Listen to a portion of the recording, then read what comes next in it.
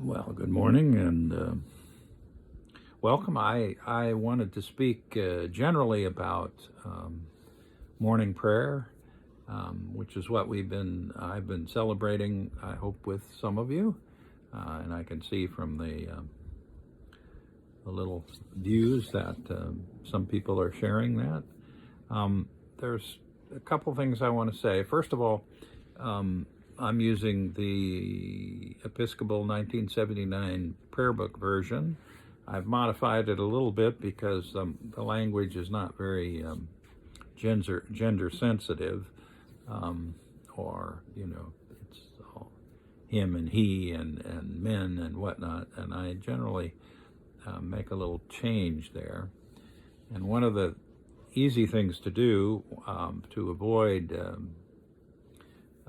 non-inclusive language is to make the address directly to God. So, for instance, the opening canticle, which is the Venite, which is Psalm 95, "Come, let us sing to the Lord." I just say, "Come, let us sing to you. Let us shout for joy to the rock of our salvation. Let us come before your presence with thanksgiving and raise a loud shout to you with psalms." So it's just a direct way of, it changes the psalm slightly. I sing the Lord's Prayer in the new form. Not anybody really knows the new form, so I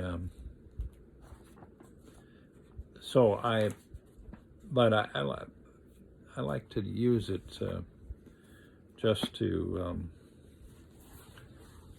and it is a tune from the hymnal, which now that I'm looking for it, it's just not coming right up there. Yeah, here it is. Okay. This is Holy Eucharist Rite 2, Lord's Prayer, Contemporary. And in the hymnal, that's the hymnal 1982, the one that goes along with the prayer book in 1979. It's S149 is the tune. It's a simple chant. Our Father in heaven, hallowed be your name. It's very easy. And I like it because I like to sing. Music for me is central to, but I understand that trying to follow somebody who's singing is not always easy. So I say a lot of things in morning prayer so that you can say them with me if you wish.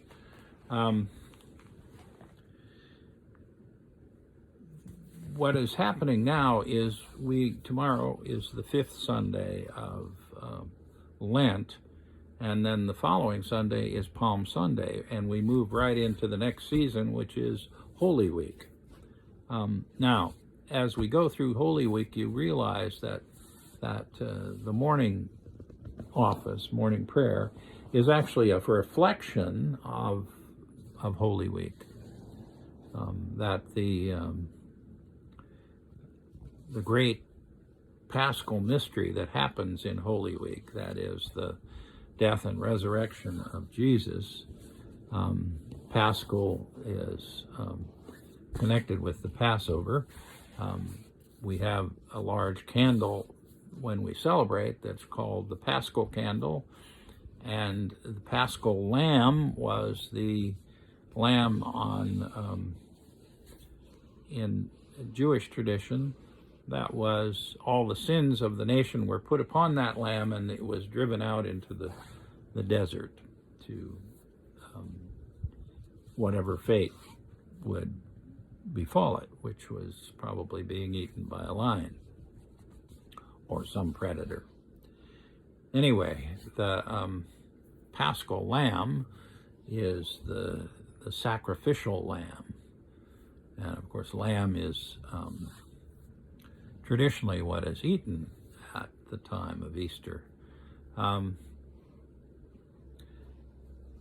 Holy Week is coming up, and it begins with Palm and Passion Sunday. Since people mostly are at church on Sundays, we read the Passion narrative on Palm Sunday. Palm Sunday is a great tradition of Jesus' triumphal entry into Jerusalem in the Passover week. And he comes in on a donkey, and we recount that story. Then throughout the week, we celebrate the things that happened to him, particularly on Thursday, Maundy Thursday, when he has his last meal with his disciples. He washes their feet. And on Friday, he is crucified. We remember that. And then on Saturday evening, there is the Easter Vigil, one of the great services of the church year.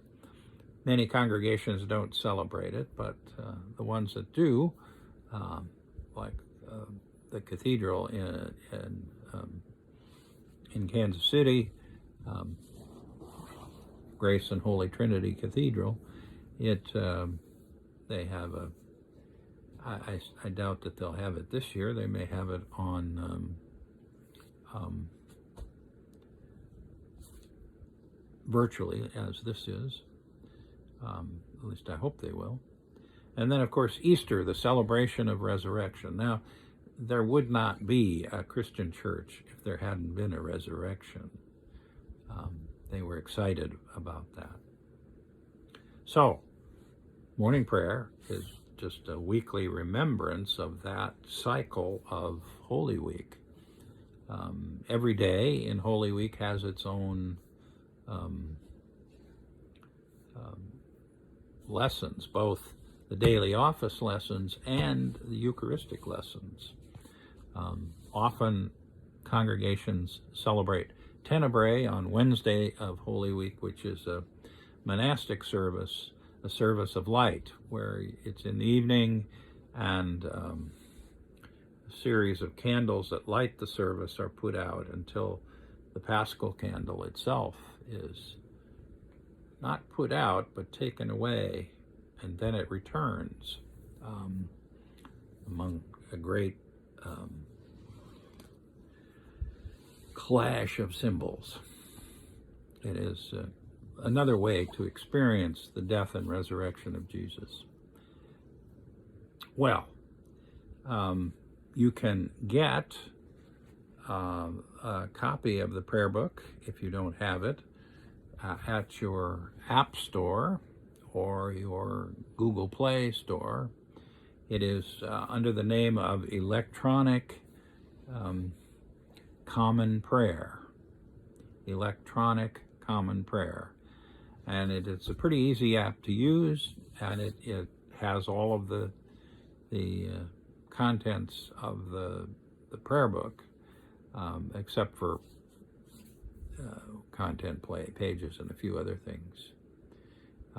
Anyway, this I hope has been helpful to think about morning prayer and what we're doing.